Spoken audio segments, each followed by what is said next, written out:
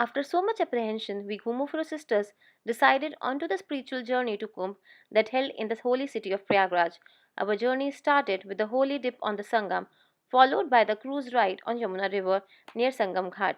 This was approximately 20-kilometer ride which was covered in almost 1 hour. In between, we happened to witness Siberian migratory birds who would come to you as do you mimic them. The sight is mesmerizing.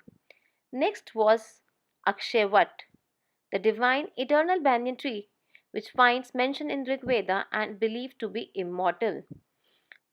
The Naga sadhus are often seen with coils of matted hair and naked bodies, smeared with holy ash.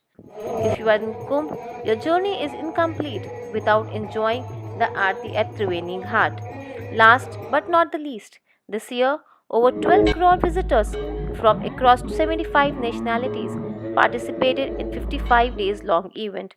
As per UNESCO, the event encapsulates the science of astronomy, astrology, spirituality that are transmitted through ancient religious manuscripts. We recommend all our viewers to visit Kumbh once in lifetime.